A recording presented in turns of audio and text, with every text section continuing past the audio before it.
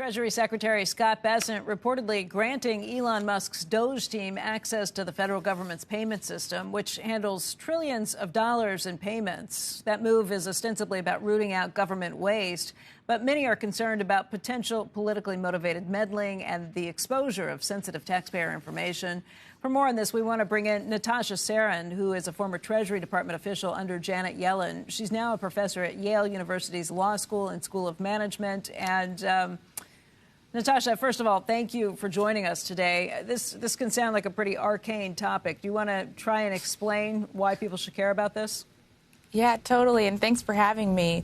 You know, when I first heard this story this weekend or last week, I was just like stunned about the nature of the disclosure here. And maybe to just like give your viewers a sense, the Bureau of Fiscal Service is kind of like the accounts payables department for the federal government. So money coming in, money going out. They're kind of responsible for the plumbing, the sense of the mechanics of how tax credits gets paid or how Social Security benefits get paid.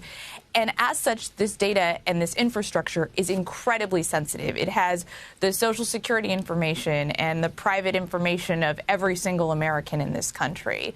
And so I've been racking my brain for days trying to come up with like a reasonable reason why unelected, sort of not even really political employees of the federal government would need access to this infrastructure, and I frankly cannot come up with one.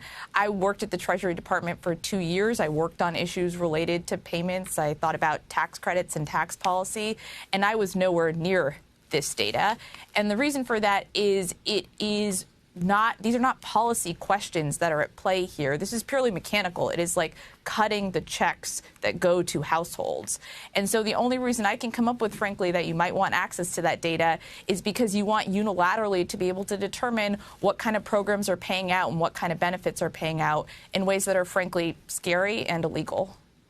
Well, many points on this.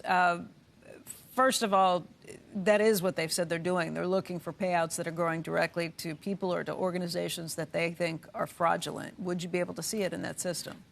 So, Becky, the thing is, like, I saw that and I saw that Elon had tweeted that.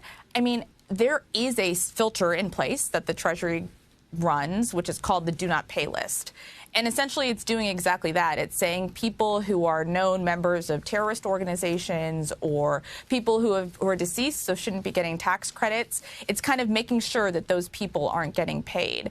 The Bureau of Fiscal Service is running sort of $5 trillion of payments and over a trillion payments every year out of its systems. So ultimately, I totally support the idea that we need to do more to combat fraud and waste and inefficiency in government.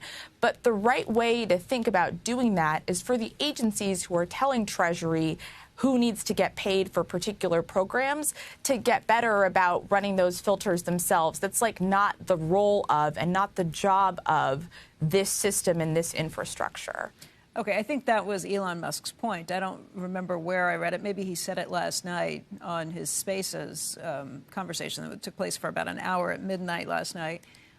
Said that that system has never turned down a payment ever, that they've paid them out to, even if they're on a terrorist watch list, they pay them out anyway. That's just, frankly, it's just not true. And the thing that I've been stunned by is, and you saw a letter from Senator Warren this morning to Secretary Scott Bessent that was along these lines as well, is like what is happening is you're seeing sort of tweets from DOGE and DOGE affiliates saying particular agencies are evil and need to be shut down, or that particular payments that they're paying out, they're continuing to make illegal payments to known terrorist organizations, which A, couldn't be further from the truth, but B, like truly denigrates the important role that the payments infrastructure plays in our system and the people who run it play in the system.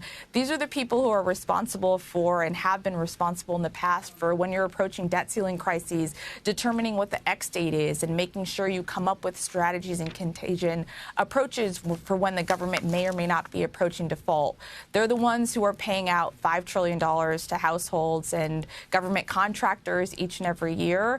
And they're doing this in a way that is incredibly complicated. And I can't stress enough, this is not a political act This is not Dave Liebrecht, who resigned last week, who was running the Bureau of Fiscal Service, had been at the Treasury Department since 1989, worked for Republicans, worked for Democrats, and was revered by both.